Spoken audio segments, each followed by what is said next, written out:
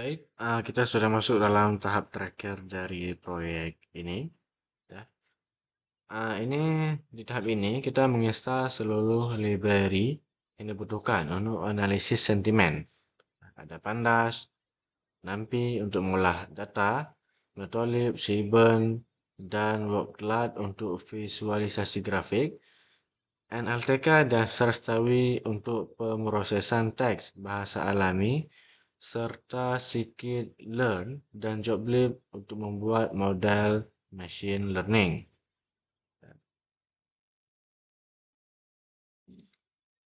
Kemudian kita import, ya. Di sini kita menggunakan proses import library. Di sini kita juga menggunakan library array, ya, untuk kebutuhan manipulasi dan pemrosesan teks, serta warnings untuk mengabaikan pesan error sistem yang tidak memengaruhi hasil analisis kita.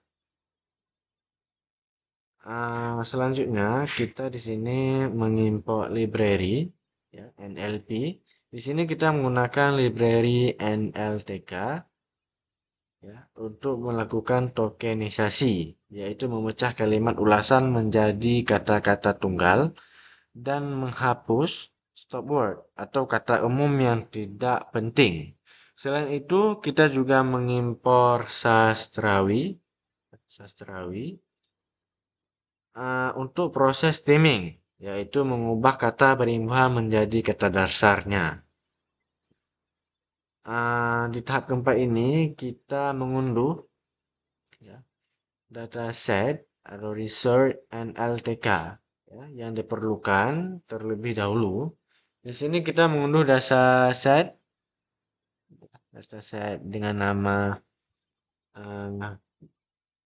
PUNKT yang digunakan untuk proses tokenisasi serta dataset stop word yang digunakan untuk menghapus kata-kata yang tidak memiliki makna penting dalam analisis sentimen ini. Kemudian tahap selanjutnya, atau di sini tahap yang kelima, ya, yaitu membaca dataset. Di sini kita memuat file dengan nama label underscore data CSV yang mana kita buat di bagian ini tadi. Data sudah disimpan dalam format CSV. Asinan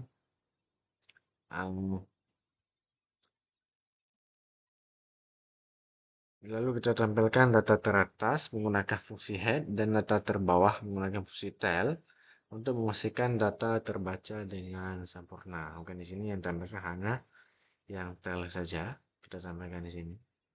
Ya.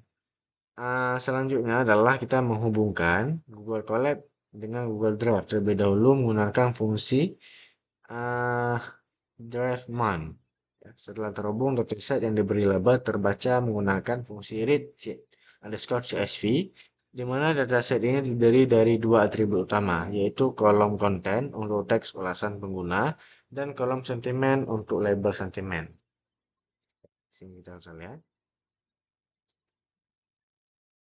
Selanjutnya kita menampilkan informasi dataset dengan menggunakan fungsi df.info.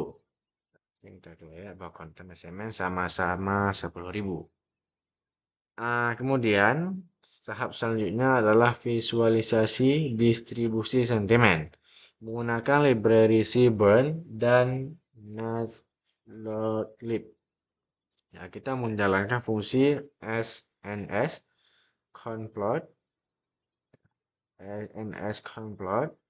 pada kolom sentimen untuk mengetahui jumlah masing-masing label, yaitu label 0 dan label 1 secara visual menggunakan grafik batang. Ini merupakan label 0, yaitu yang rating sebelumnya 1 sampai 4. 1 ini cuma khusus 5. Ya, rating tertinggi kita buat dia positif, berarti ini negatif. Kemudian di tahap selanjutnya kita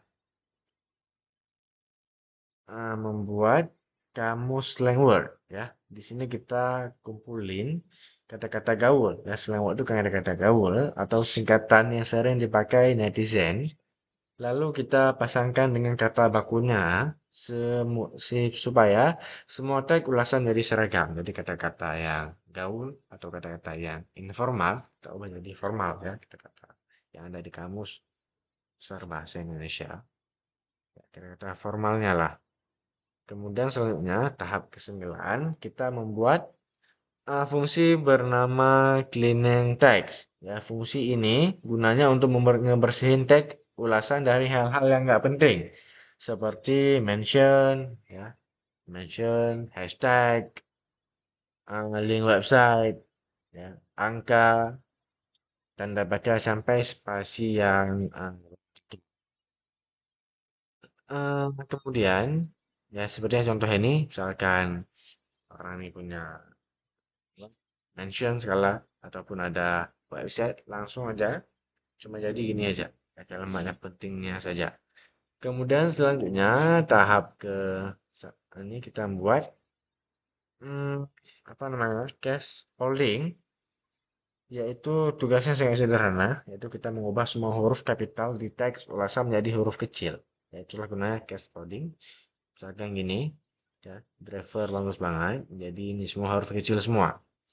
Selanjutnya, ya kita mencoba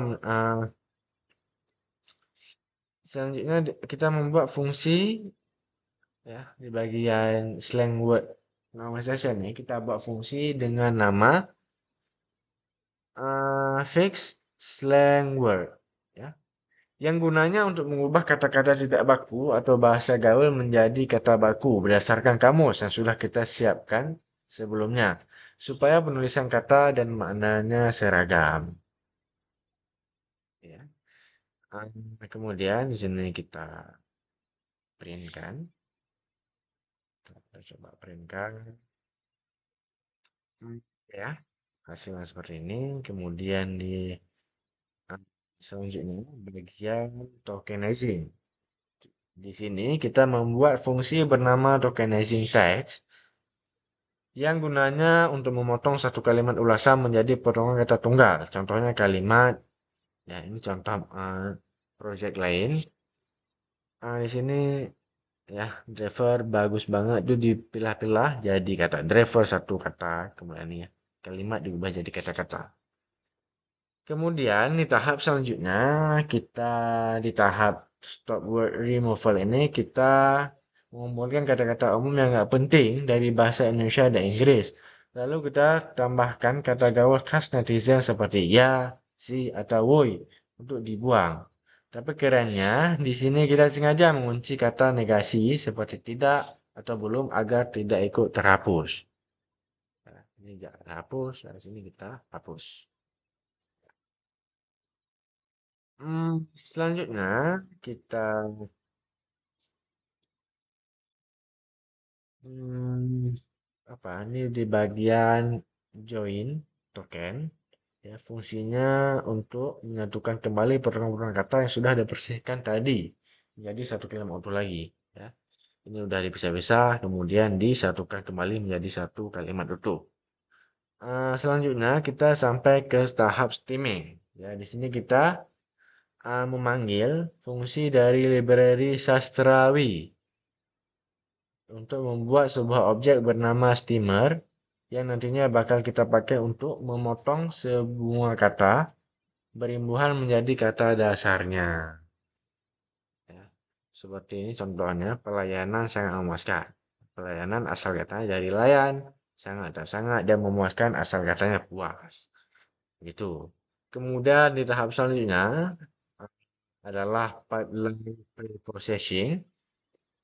Di sini kita gabungkan kembali semua fungsi preprocessing yang sudah kita buat sebelumnya menjadi satu alur pemrosesan. Mulai dari cleaning, ya, kemudian case folding, normalisasi slang word, tokenizing, stop word removal, join token sampai ke bagian steaming. Ya, kita jalankan semua fungsi ini secara beruntun ke seluruh data kita yaitu 10.000 ya menggunakan Grace apply dari TQDM sehingga kita bisa memantau progres lewat loading bar. Ya, kita bersihkan semua ini menggunakan fungsi-fungsinya. Ya, bila sudah 100% seperti ini, maka 10.000 kita telah bukan semua proses pipeline. Ya, sudah 100%. Kemudian sekarang kita lihat hasilnya. Ya. Kita tampilkan 10 data pertama, bandingkan teks asli sama teks yang sudah kita bersihin. Kelihatan kan bedanya? Udah lebih rapi dan siap diproses ke tahap selanjutnya. Jadi kalimat ini, misalnya ini, pertama untuk aplikasi ini memang top, Marco top ya. Cuma jadi setelah dipersihkan maka jadilah dia bantu aplikasi. Ya, dia kembali ke dalam kata asalnya, yaitu dari membantu jadi bantu. Ya bagus tetap bagus, mantap tetap mantap. Ya saya ingin masukkan, ya seperti itu. Kemudian ini emot dihapus, ya, karena emot itu sudah kita bersihkan tadi. Eh, Kemudian sini seperti ada titik-titik yang nggak guna atau koma ini kemudian dihapus juga di kalimat sana. Ini memang tidak sempurna. Kemudian di bagian ini workload positif dan negatif. Di bagian ini kita ah, menginstal library yang nama workload. Kemudian kita import. Nah, setelah kita import, di sini dapat kita lihat ya bahwa ulasan positif apa didominasi kata seperti bagus ya, kata bagus, mantap, membantu dan lain-lain.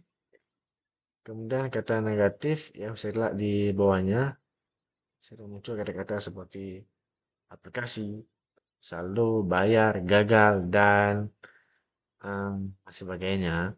Ya.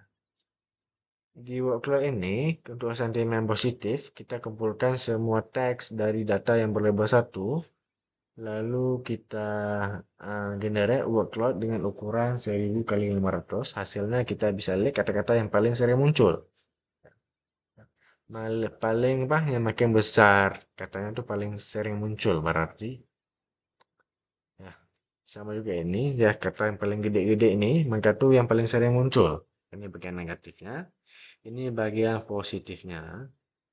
Kemudian tahap selanjutnya kita sudah masuk ke proses ATF IDF. Di sini kita mengubah teks teks yang sudah bersih menjadi data numerik dan bisa diproses oleh algoritma machine learning. Kita kasih fitur sebanyak 5.000 kata terpenting dan kita gunakan kombinasi kata tunggal dan dua kata berurutan. Hasilnya, setiap kata akan diberikan bobot berdasarkan seberapa sering muncul di suatu ulasan dan seberapa jarang muncul di seluruh dataset. Kata yang sering muncul di satu ulasan tapi jarang di ulasan lain akan tetap dapat bobot yang tinggi.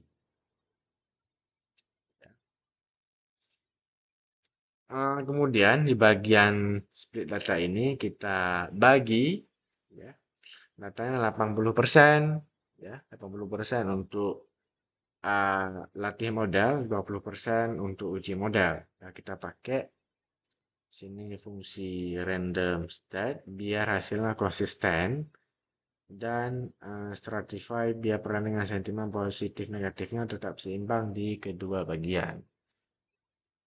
Biasanya seimbang.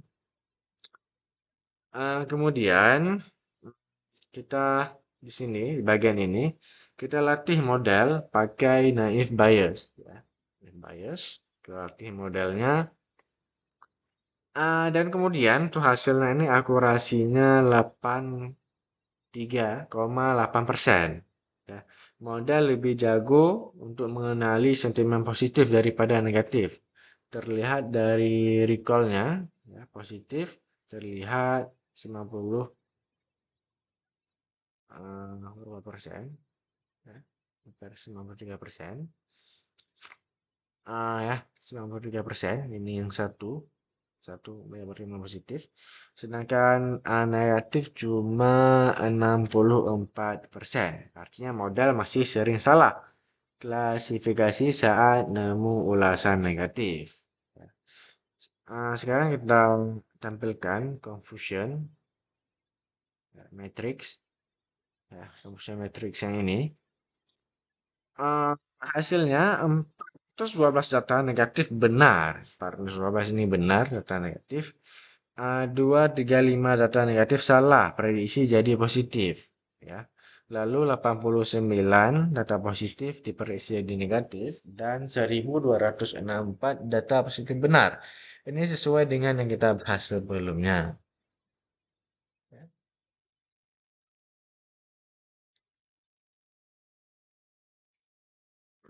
Untuk terakhir, kita ambil nilai-nilai dari conversion metric secara manual.